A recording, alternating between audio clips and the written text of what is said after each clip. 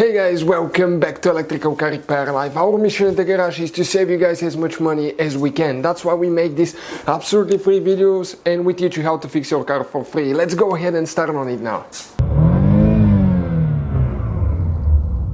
Now, if you guys have a Chevy Cruze that doesn't start and it's acting like you have a bad starter, guys, it could be just a relay or a fuse. In today's video, guys, we will show you where to find the starter solenoid fuse.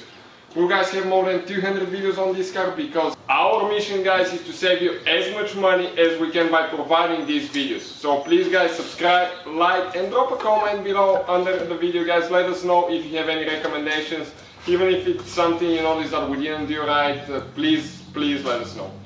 So now that is a 2015 Cruze, guys, 2015, but it should be the same for the whole first generation from 2008 to 2016.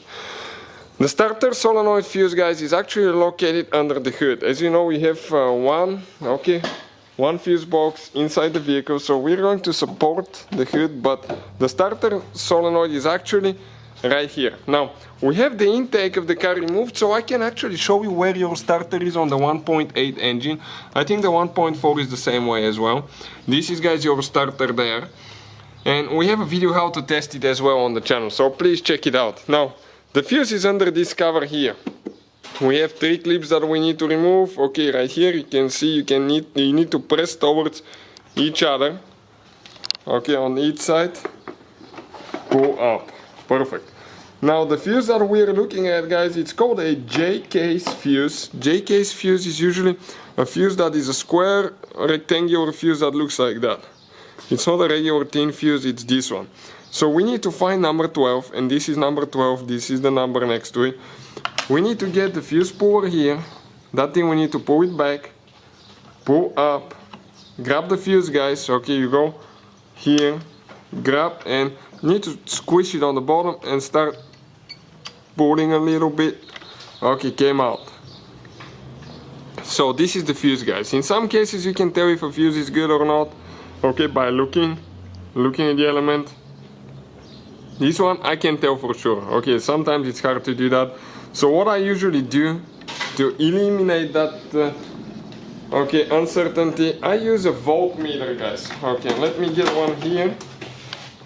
This is the voltmeter. You can use a regular voltmeter. This is one really good meter, guys. You can check it out, list it in the description of the video below, and you can see the fuses there as well. Now, if we have it set at continuity, guys, if the fuse is good, there will be connection from one side of the fuse to the other one. And it will show 0 here on the display. If it's broken, okay, nothing will change, guys.